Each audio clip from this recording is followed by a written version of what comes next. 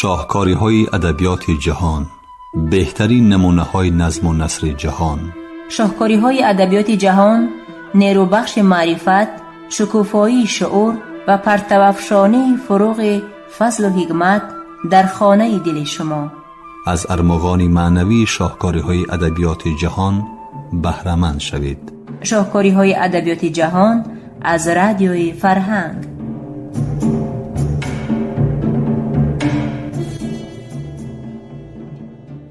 درود به دوستداران برنامه‌های ادبی رادیوی فرهنگ. گفتارمان را از سلسله خوانش بدیعی شاهکاری‌های ادبیات جهان آغاز می‌بخشیم. گفتار 32 را از روی رمان مارتین ایدن نویسنده آمریکایی جک لندن در قرائت عبدالجلیل امان بشنوید.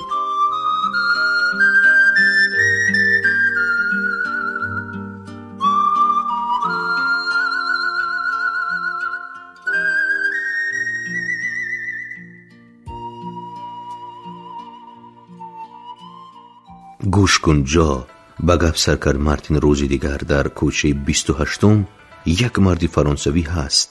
وی خیلی یک غشم را خورده، اکنون ترددی به فرانسه برگشتن دارد. اگر دل و نیتی مقیم شدن داشته باشی، این برای تو عجیب بازیافتی خوب است. انا پول به تو یک کاستیوم نقص خر و انا به این آدرس رفت.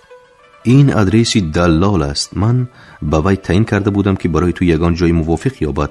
وی همراه تو رفته همش را نشان می‌دهد. اگر جامشوی خانه معقول شود و به فکرت با آن بهایی که در عوضش می‌پرسند 12,000 ارزد، به من گوی و آن از آن تو می‌شود. حالا باشد رفت. من بندم، ما بعد صحبت می‌کنیم. گوش کن مرد. قهر و غضبی در دلش به جوش آمده را به زور فرو نشانده به آهستگی گفت جا، من به اینجا برای دیدار بینی تو آمدم. فهمیدی؟ نه برای آن که تو از جامشوی خانه تحفه گیرم. من تو را دوستی دیرینم گفته آمدم تو باشی به من جامشوی خانه پیشکش میکنی. گوش کن که من در جواب این کار چی میگویم. جامشوی خانه به خودت نصیب و روزی کند، سرت خورد.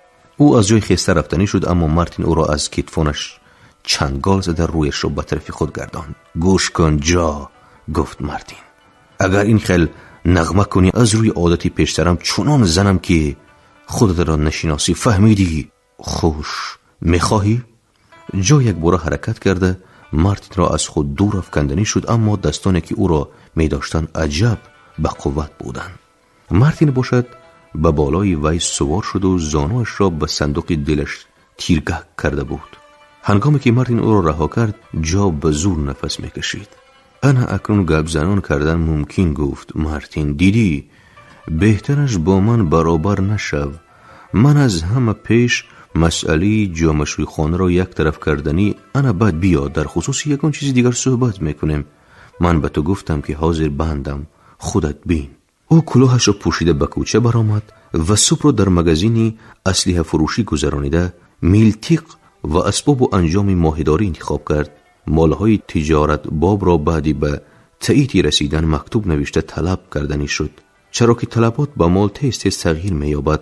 مال را از افسرلی هم طلب کرده گرفتن ممکن است. جا از جامشوی خانه به شوق و ذوق آمده بود. مصلحت پخته است و از روزی دیگر او صاحبی کامل حقوق آن بود. فراموش نکن جا، تو در جامشوی خانه چنان ترتیبات را جاری کنی که در خصوصشان در چشمه های گرم میگفتی. گفت او بیرون از وقتی مقرری شبانه کار نمی فرمایی، مزدی نغز میدهی، به هیچ وجه کودکان را کرا نمی کنی، به یگان کار. جا سر جنبان و از جیب دفتر یادداشتش را برآورد. امروز پیش از نهاری قاعده و ترتیبات کاری جامشوی خانه را نوشتم. انا گوش کن جا، فراموش نکن، گفت او در آمدی گپ. تو را چیزی از گردنت به این جامشوی خانه بسته نمی ماند. هر وقتی که خواهی می توانی آن را فروخته پولش را برباد دهی. همین که این کارها به دلت زد و به سرت خیال آواره‌گردی آمد، از بهرش برای و رفت. طبع دل زندگی کن. جا سر جنباند. نه من دیگر در راههای کلان نمی کردم. آواره‌گردی از هر جهت نغز و یک جهتش مزه ندارد. من دختران رو در نظر دارم، به آنها روزم نمی گذرد. مارتین لبخند زد و در نهانخانه دل تعجب کرد که برای چی آدم عموماً هوای و هوس زنگیری میکند. این کار در نظرش عجیب و نامفهوم نمود. مارتین ایدن در عمر خود نخستین بار در حجره درجه اول سفر میکرد پس از خیر خوش با جا. زمانهای پیش هنگامی سفر در چنین کشتی‌ها او یا نوداری میکرد یا در گلخ عرقشار میشد.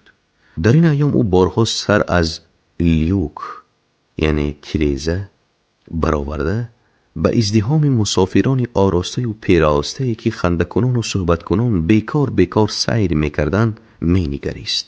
اکنون باشد خودش در سری خوراخوری از طرف راست کپیتان می نشیند و همه به سویش دیده حرمت می دوزند. در این میان باشد خود به دل آرزوی خوابگاهی دریانوردان و انگشت خانه را مثل بهشتی گم شده می پرورد. او بهشتی نو را نیافت. بهشتی کهنه باشد بی بازگشت از دست رفته بود.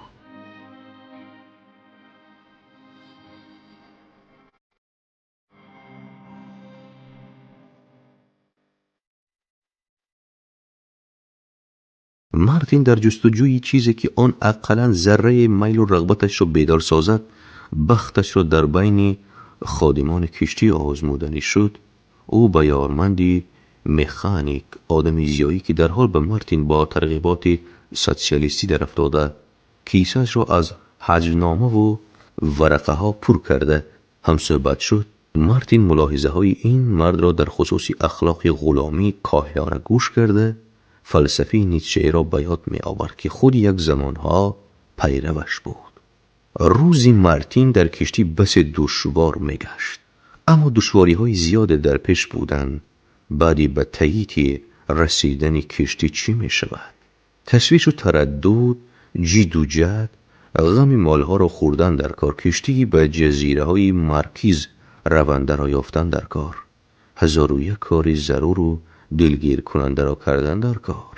اما مارتین خود را علل خصوص در آن روز سیاحت بخت حس کرد که ماریا پازا به منطقه گرمی وارد گشت. او نهایت بسیار می خوابید و اکنون ناعلاج بیداری باید کشید. دو دیده به زندگانی دوخته از جلای و تابشی طاقت ناپذیری آن چشم نیم پوش کند. او ناآرامانه در سر تا سری صحن کشتی می دوید. هوا رطوبتناک بود، تفسان بود و تیز باران سیل بارت هم به کس سیرونی نمی بخشید. زندگی به مارتین عذابی گور گشته بود. بعضن تاب و توانش رفته به کرسی می افتید، اما اندکی فراغت کرده از جا می خیست و دوباره پس و پیش قدم می زد. او نهایت خود را مجبور کرده ژورنال را خوانده به آخر رساند و از کتابخانه چند دیوان شعر گرفت، اما فکر و خیالش را گردوغون کرده نمی توانست و گردش‌هایش را افضل دانست. شبانه مارتین به کیوتش از همه آخر فرو آمد. وقت خیلی رفته بود، اما به این نگاه نکرده خوابش نمی برد. یگان واسطه او را از زندگانی فارغ می‌گردانید تأثیر خود را گم کرده بود. اینش بر زیادتی بود. او چراغ گیراند و کتاب به دست گرفت. آن دیوان اشعاری سوئنبرن بود. مارتین مدت کتاب را ورق گردانیده بنا خواست پی برد که با کمال شوق و ذوق خوانده ساده است. او شعر را خوانده فرا آورد و خواندن شعری دیگر درآمد، اما دوباره به شعری خوانده‌اش برگشت. سرانجام کتاب را به صندوق دلش افکانده به اندیشه فرو رفت. بله، انا آن خودش. عجیب که او پیش دفعتاً این فکر را به سر نآورده است. کلید جمله مشکلات این بود: او همواره بیشعورانه رهگم میزد و کنون سوئنبرن برای او بهترین چاره براندیشیده بود. او نیازمند آرامی بود. آرامی باشد در شفتش بود. مارتین نظری به ایلومیناتور افکند. آن خیلی وسیع بود. در بدل روزهای بسیار نخستین بار از خرسندی به تپش درآمد. سرانجام او دوای دردش را یافت. او کتاب را برداشت و آهسته آهسته با آوازی بلند خواند: خسته گشته از نزاکت‌های پیهم، خسته گشته از صفای بزم شادی، ما ندانسته هراس و ترس و خواهش شکر یزدان میکنیم از اعتقاده. چون که دل در سینه آدم همیشه نیست در جنبش دم و وقتش معین، چون که جاری گشته صدها رود شوخاب، رفته می ریزند در یک بحر روشن. مارتین دوباره به ایلومیناتور نگریست. سوئین برن به او راه نشان میداد. زندگی پر عذاب است. اندیخترش آن به غایت پر عذاب و دلگیر کننده گشته بود، چون که دل در سینه آدم همیشه نیست در جنبیش دم و وقتش معین. آره، در عوض این شکر و سپاس خداوند را به جا آوردن می ارزد. در عالم این یگانه خیر و احسانی آنهاست.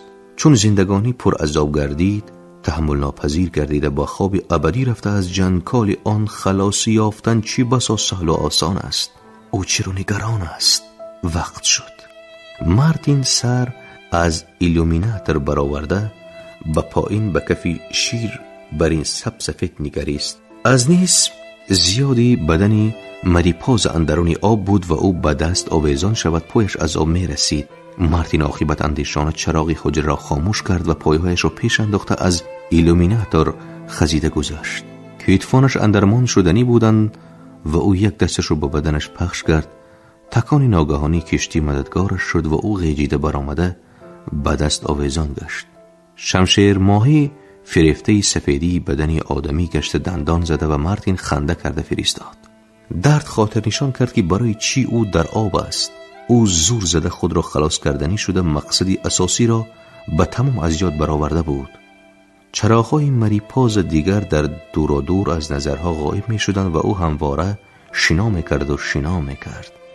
نگویا شنا کرده تا نزدیکترین ساحلی که از آنجا تخمینا 100 میل فاصله داشت رسیدنی بود. این میل بیشعورانه زندگانی بود.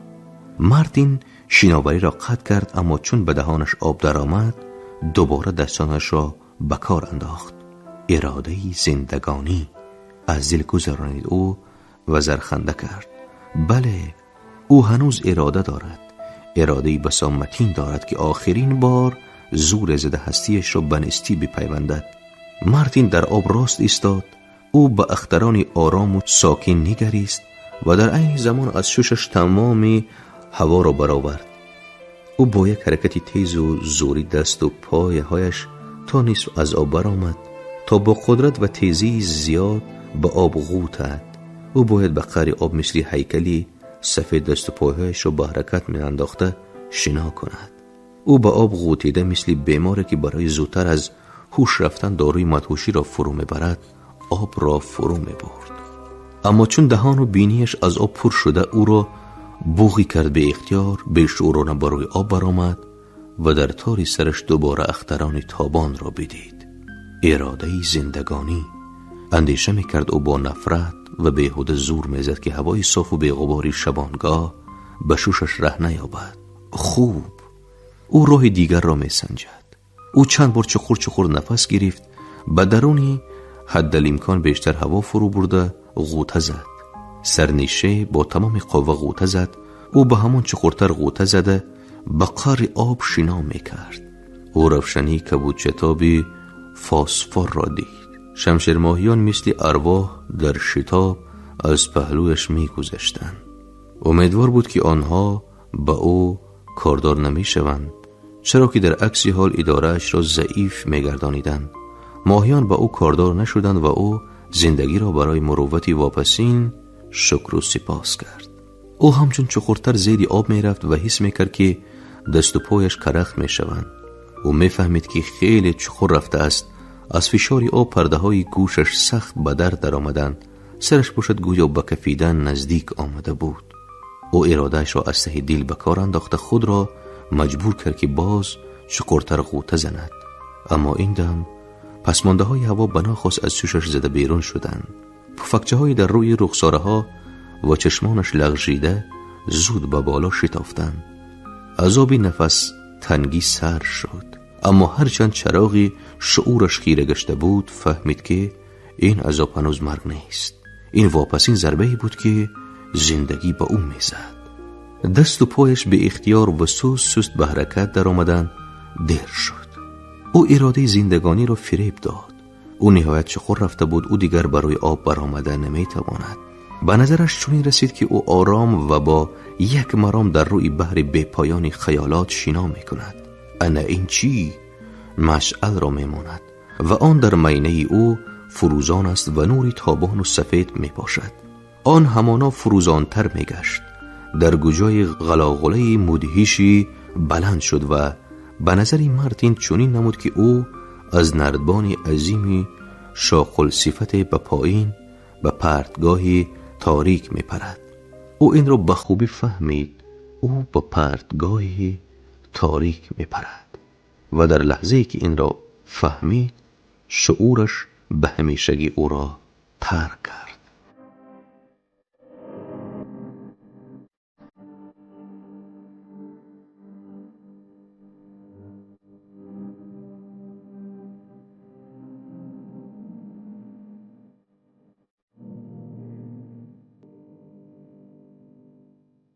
پایانی رمانی مارتین ایدن جک لندن در ترجمه اکتم خالق نظر را شنیدید.